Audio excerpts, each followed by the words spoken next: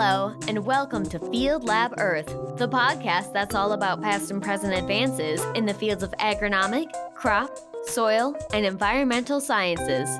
Today we'll be talking to Dr. Andrew Sharpley and Dr. Don Flaten about the 350th anniversary of the discovery of phosphorus. How did we discover phosphorus? What are its uses today? How did we harvest it in the past, and what are some of the facts of its darker legacy? Answers to all these and more coming right up. I'm your host, Abby Morrison. Happy anniversary.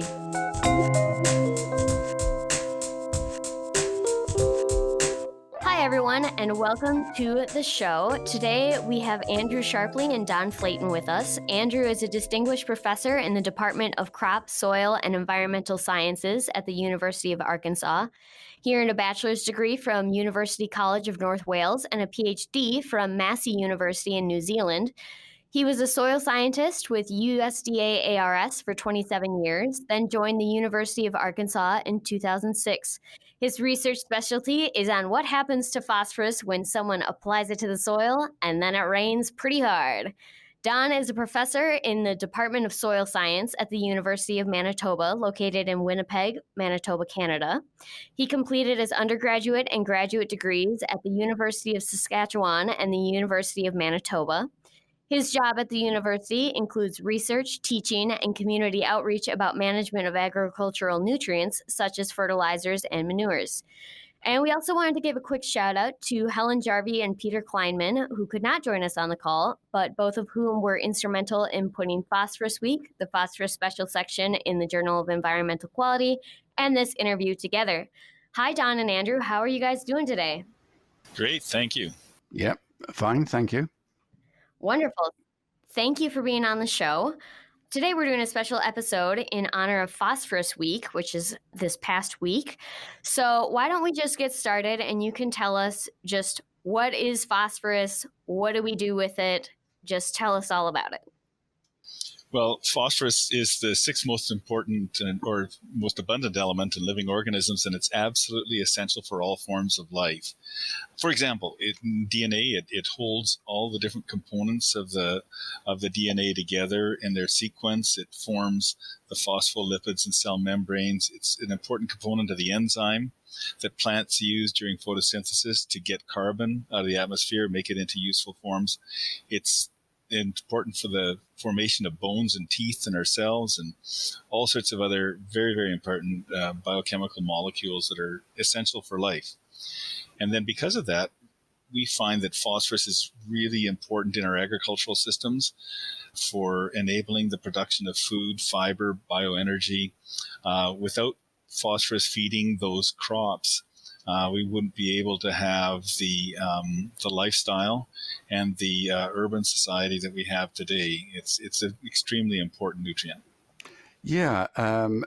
Although phosphorus is, we all know we use it in our gardens to help the lawn grow and things like that. But it's also a hidden element in a lot of the products that we often take for granted, but which we as a society have become very dependent on. For example, it's used in soft drinks to make them tangy and kind of a crisp taste to them. It's also used in baking soda to help cakes rise. What we call polyphosphates is used in cooked meats to make them juicier and more tender. It's also used kind of as an emulsifying. That means it kind of makes it smoother for cheeses and even toothpastes. So it's really important in many ways in our everyday life. It makes baked goods a little lighter. So that certainly helps the cook get a better vote from the people that are eating it.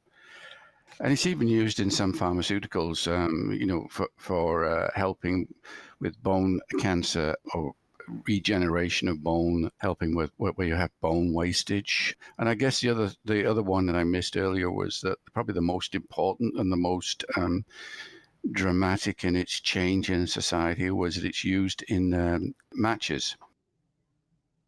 Yeah, I really want to dive into the history of this. It's just really fascinating. So, like we said, it's the 350th anniversary of its discovery, but obviously it's been around for far longer than that. But how did we kind of pin this down as a separate element? Can you tell me more about the history of its actual discovery? Yeah, like a lot of things, it was discovered by accident. There was a German alchemist, which is an older term for a chemist, called Hennig Brandt, and he lived in Hamburg in Germany, and he was actually looking for the what chemists in those days call the elusive philosopher's stone, trying to make base metals into gold. And basically, what he found instead was phosphorus. So it was a chance happening, but that's the origins of its discovery, and that actually was happened in 1669, which makes this 350 years since then. Sure. And he had a really, we'll say, interesting technique that he was trying to actually discover this philosopher's stone. Can you tell me more about maybe his experimental design that he was attempting when he found phosphorus? Yeah, it's probably something that we modern scientists would not comprehend or actually do. In fact, we probably wouldn't get OSHA permission to do this type of work. But basically, what he was doing, he was boiling urine. And so he collected about 1,200 gallons of human urine and was boiling this down along with what the record stayed as 22 hogsheads. So basically, this was a what we'd like to say is a heroic and olfactory challenging endeavor, and he boiled it down so much that it came down to a thick syrup. So most of the water was boiled off, so it got kind of syrupy. And then, lo and behold, it started to glow and gave off this phosphorescence or this luminous steam that came off. Wow, that is just wild. that's definitely a sacrifice for science right there. Yeah.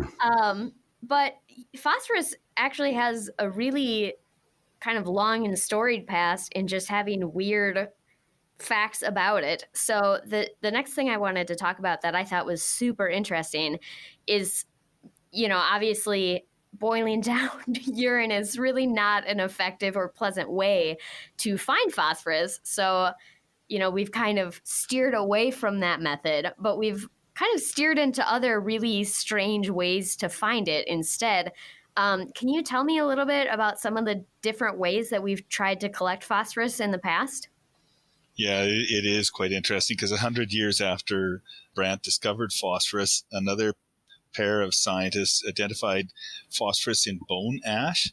And so when they found out that they could improve crop growth with bone ash, bones became the favorite source of pea fertilizer, especially in England.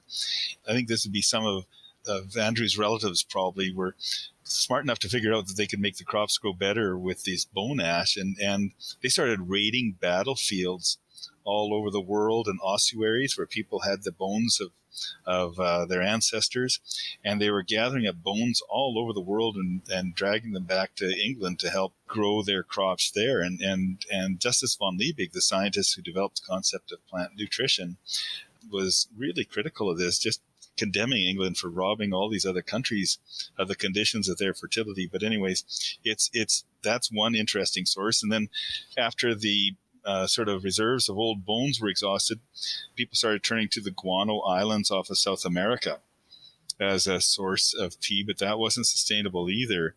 That's basically solidified bird poop from centuries and centuries. And even though ancient indigenous people had used modest quantities of guano, there wasn't enough guano on these islands to sustain, any sort of long-term export.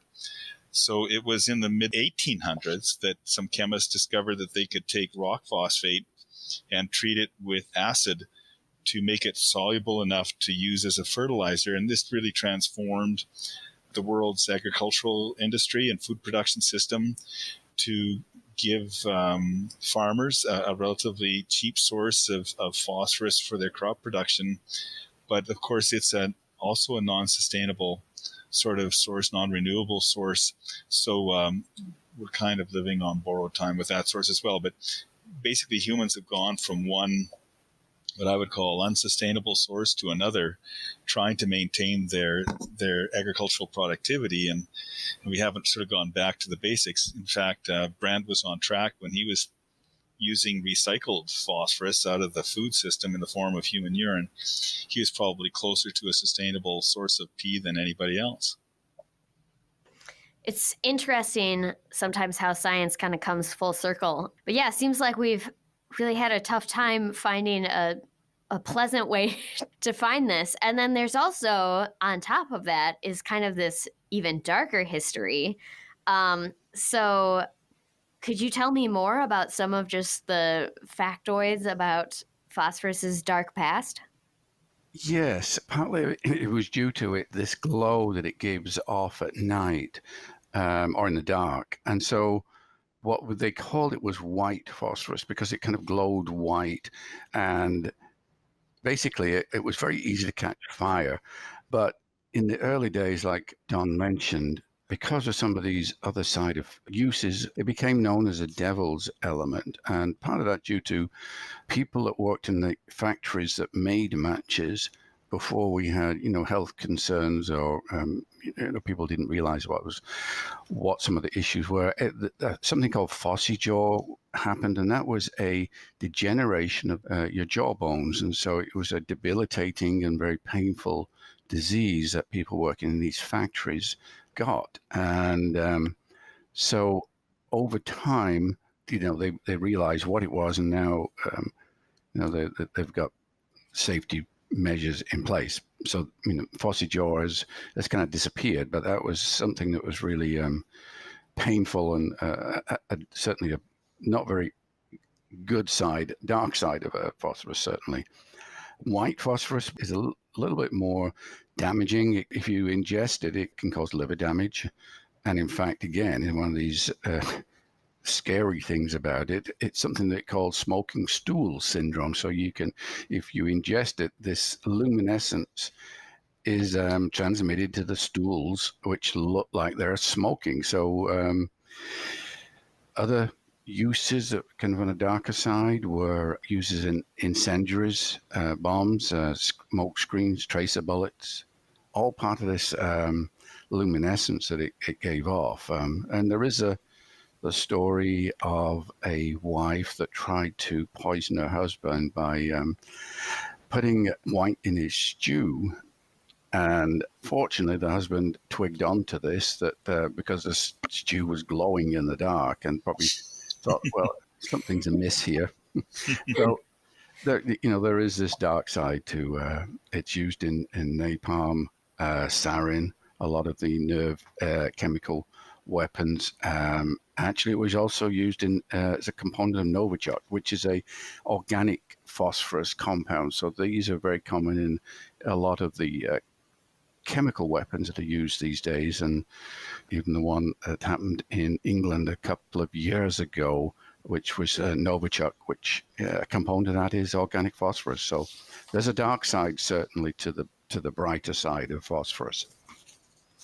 Yeah, I mean, that's true of pretty much anything in science. It's a shame when people use it for darker uses.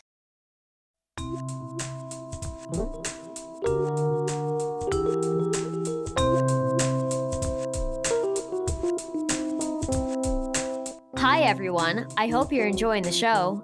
Interested in learning more?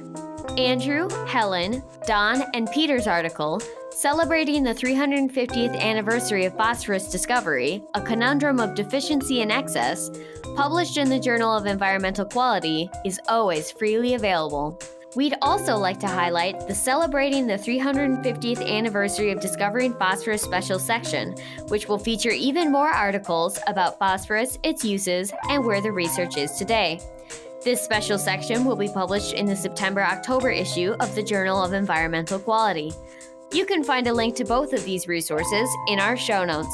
Let's get back to the show.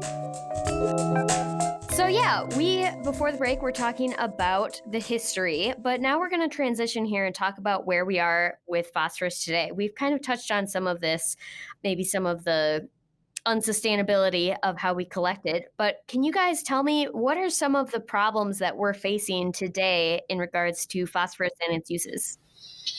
Well, I think once again, if we come back to that important role that phosphorus plays as an essential nutrient for all forms of life, we're absolutely dependent on phosphorus for agricultural production of food, for fiber, for bioenergy. And because we haven't learned how to cost effectively recycle phosphorus back from our post-consumer, like wastewater systems, for example, we're still relying on non-renewable sources of phosphorus like rock phosphate. And so that brings up a long-term sustainability challenge for us. And then the other thing is that we're not very good at using phosphorus very efficiently.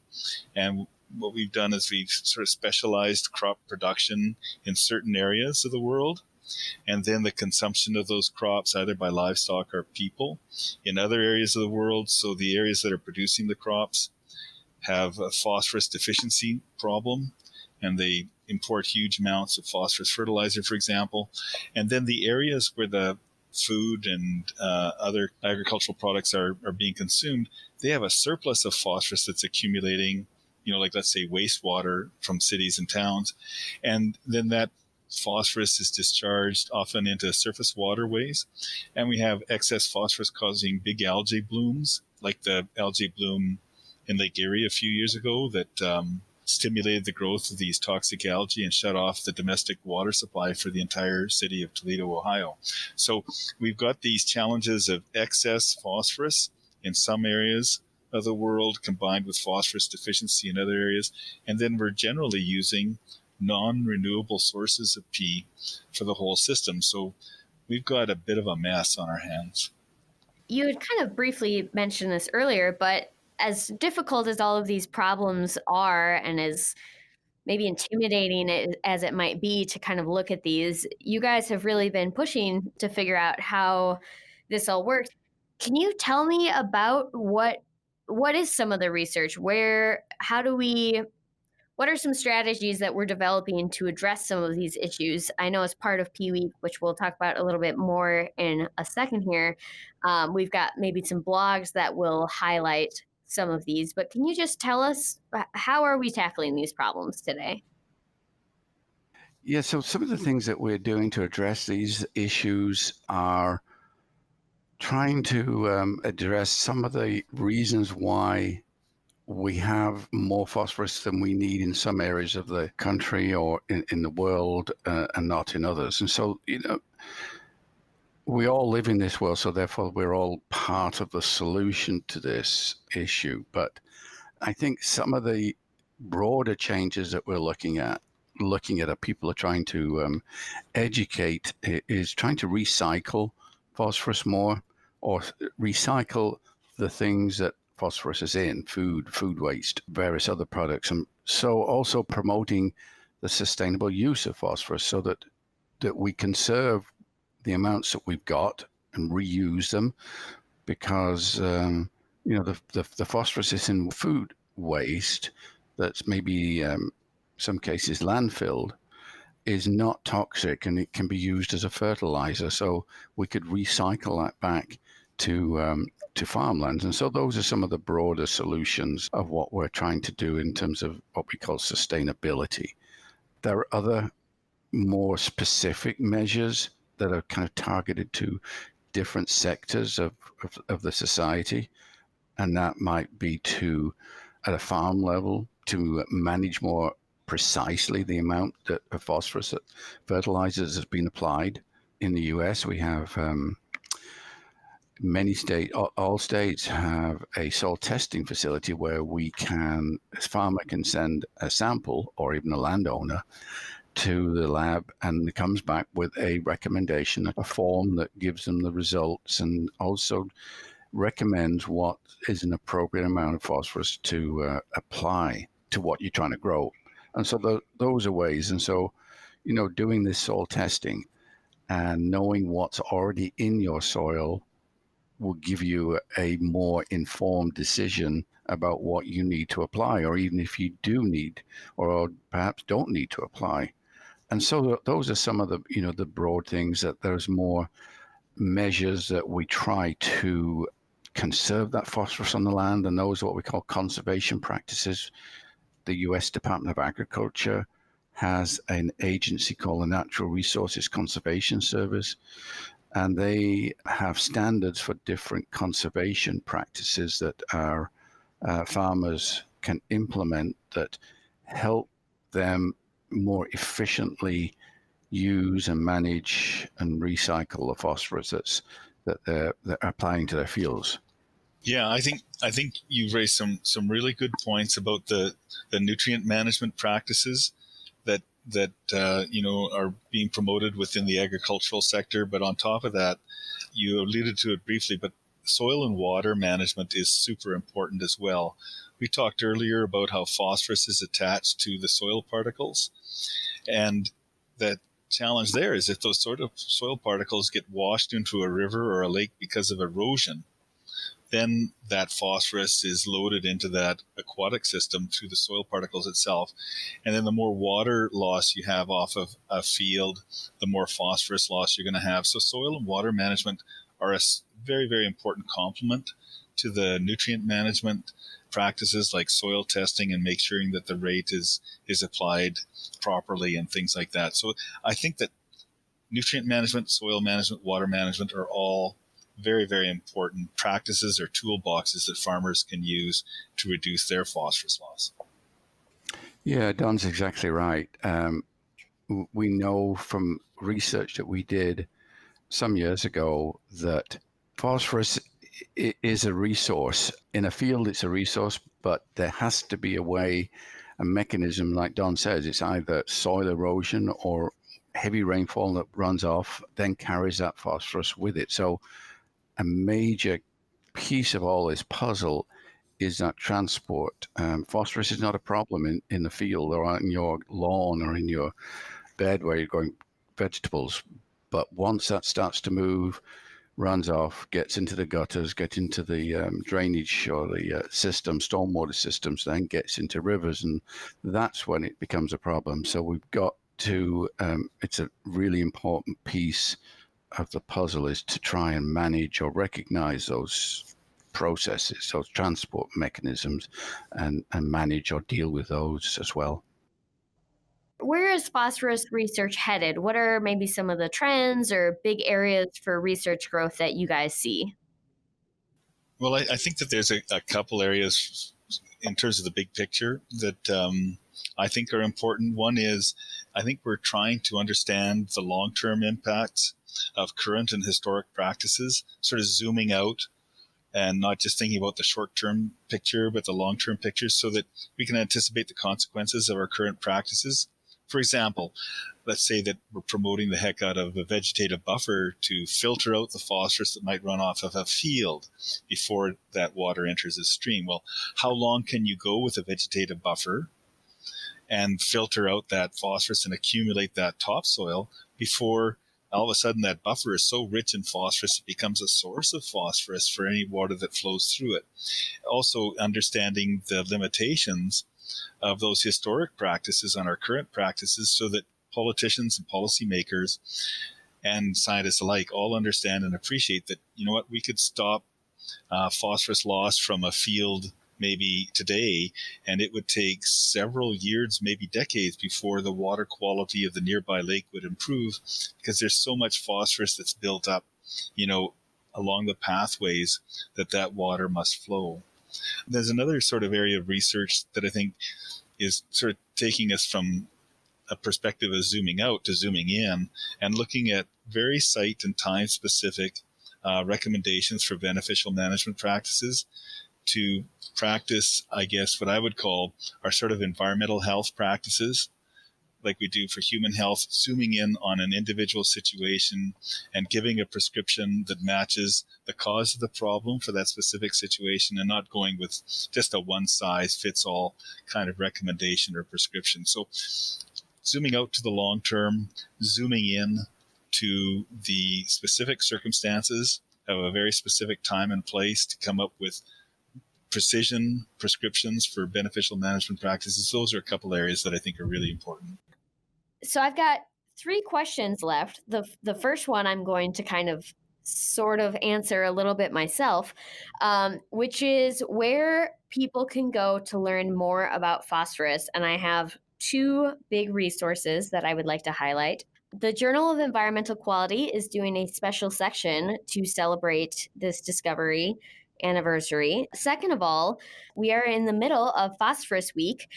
So I'll let you guys talk a little bit about that. I know there's a lot of good resources, and Helen was really instrumental in actually bringing this to the Society's attention. So can you tell me more about that? And then any other resources that you guys have for where people can learn more? Yes, our colleague Helen Jarvie was the person that sort of tipped us off to this 350th anniversary of the discovery of phosphorus. And Pete Kleiman is another partner in crime for this P-Week celebration. And the group of four of us have put together a series of blogs that were posted for Phosphorus Week. And those have short little articles for the general public and the informed audiences alike to learn more about the phosphorus issue. There's also our original article, sort of highlighting awareness of the 350th anniversary of phosphorus that was in last summer's edition of the Journal of Environmental Quality. That might be a good resource for people to follow up on as well. Then there's the 4R Nutrient Stewardship website for the Fertilizer Institute. USDA, Department of Agriculture, has information. And another group that's been steadfast in their devotion to understanding more about phosphorus and promoting sustainable phosphorus management is a group called SERA 17. SERA-17. That's a special research group within the research community, and it's sort of sponsored by U.S. Department of Agriculture, but there's really good information at their website as well. Wonderful. We'll include links to all of those in our show notes as well. So then the second question is, if listeners want to get involved in this research, the conservation practices, where can they go to get involved? Yeah, that's a good question. What we normally say is that probably 99% of the population don't really understand where the food comes from. They go to the supermarket, they buy it, and then they go home. So education is critical. And I know our society, which is Soil Science Society of America, and other societies, similar ones, educate in schools. We found that sometimes, like Don and I, you can't teach old dogs new tricks, but kids are certainly a sponge for information. And we got a lot of examples where, educating or giving programs which we developed at a middle school, high school level, getting them interested in science, getting them interested in agriculture, getting them understand where their food comes from and some of the consequences of making that food is really important. That next generation, I think, is critical to educate, and that would bring about change. A current example that strikes my mind is this Greta Tintin Eleonora Ernman Thunberg from Sweden, Stockholm, Sweden. Probably don't recognize that name, but that's the girl, I think she's about 16, that actually went on a solo campaign outside Swedish Parliament about doing something about climate change and wanted some action, and became a lightning rod for a group of people worldwide that really started to do something. So this is just a really good example of somebody, especially a younger person with open minds that want change. And now we see this person talking to the UN, talking to different congresses, different politicians, different houses of parliament or Congress. And, we see people that are politicians want to have their picture taken with her because it associates them with change and doing something with climate change. And so, again, it's can't stress too much about engaging our next generation in this whole process, not just phosphorus, but agriculture, water quality, environment, and protecting it for them. Simple examples. One example I always think is when you mow the lawn or when you fertilize your lawn, the clippings, don't let that get into the pavement and then it gets washed off into the gutters. That contains phosphorus. That gets into the water systems. Same with fertilizer. When you're spreading it, try and keep it off the sidewalk. Wash your car on the lawn, so you're watering your lawn at the same time as washing your car. If you can do that, that just conserves water. It means that there's less water running off. So all these little things are a small part in this bigger societal change. Farmers are doing their part, and we say that we all live in what we call a watershed, which is an area where water drains into a lake. And so we all live in one, and therefore we are all part of the solution to this. I wouldn't say it's a problem, but the solution. Everybody's involved in creating a solution. Absolutely. Don, did you have anything to add on that one? Well, I do think that there are emerging opportunities for really broadly based alliances to help move us towards a more sustainable series of phosphorus management practices. And Andrew knows more about this, but there's a network of discovery farms where farmers and researchers are working together to try to understand more about which practices work best for reducing phosphorus loss. And there's a program in Iowa, maybe some other states, called 4R Plus that combines nutrient management practices with soil and water conservation practices that are locally prescribed with great precision and support. And I think that those alliances represent the kind of initiatives that we need to move phosphorus stewardship forward. It's not going to be just one university professor working on a research project. It's not just going to be one agency or one farmer or one person in the city. It's going to be these broader alliances, and it's very exciting to see these alliances develop with a very strong group of people all bringing something to that alliance to help move phosphorus stewardship forward. There's a broad group of researchers working in this area, and it's not just soils or agricultural orientated people that are working. Like everything, it takes teamwork to solve these bigger issues, and it's just the same with the phosphorus here. That part of this reason that we're doing the 350, as we mentioned, this came from Helen and Steve King. Helen's husband is a nuclear scientist that does particle acceleration work to understand matter better, and from his more pure chemical background, realized that this was going to be the anniversary of phosphorus, the 350. So he alerted his wife, and his wife alerted us. But what developed from that was a team, and these teams have spread evident all through what we do. We work with social scientists, we work with farmers and practitioners, and we work with biologists, aquatic ecologists. And so it's a very broad group of people that work to solve these complex issues. And so that's also one of the rewarding part, because then you start to work with people that have got different backgrounds and you learn new perspectives, new insights. And so, it's in a way, it's enlightening for the people involved and working in teams. But just want to make note that this is a large group of people that are trying to work towards some of these solutions. We have a lot of people that are comfortable working around computers, modelers that try to simulate or mimic what happens to phosphorus in the environment or in an agricultural field. And they play a critical role in putting the science that we do into computer models, which help farmers then decide better what to do on the land. Yeah, that's wonderful. I am a huge fan of collaboration, and I think that's some really wise advice. What an honor to get to talk with two experts in this area. Final question for you. What is one fun fact that listeners would not know about you if all they had was your research? I guess there's a pregnant silence, at least on my part, because there probably isn't many fun facts about me other than the research that I do. I don't know whether that's good or bad, but sadly, most of my life I've done this and enjoyed it.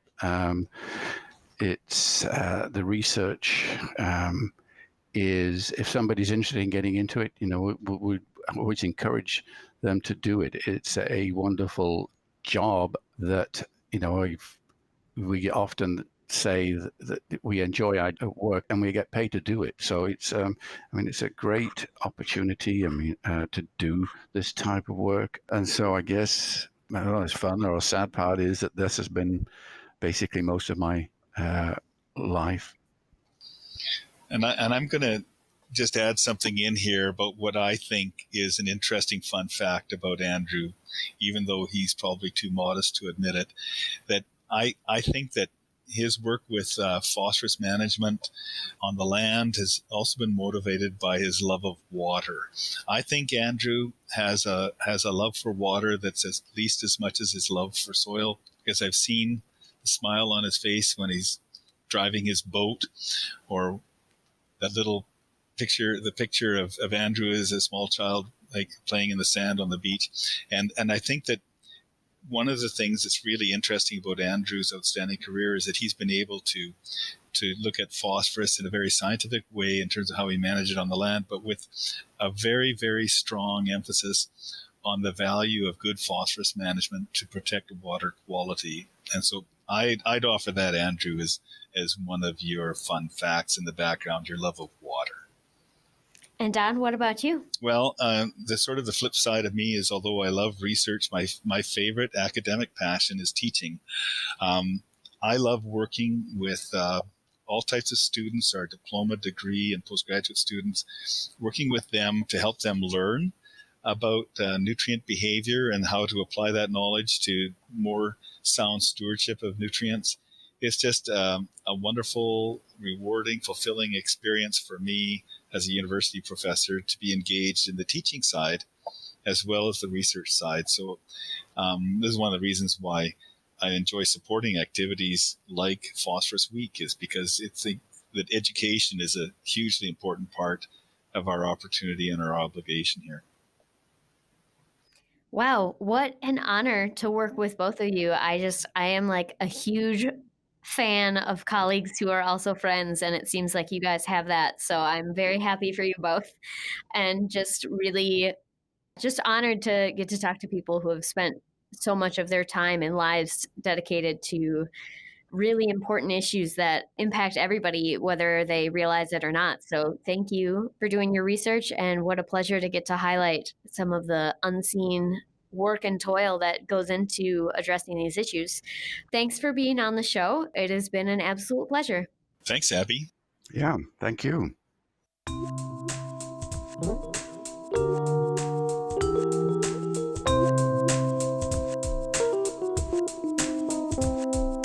Thank you for listening to Field Lab Earth.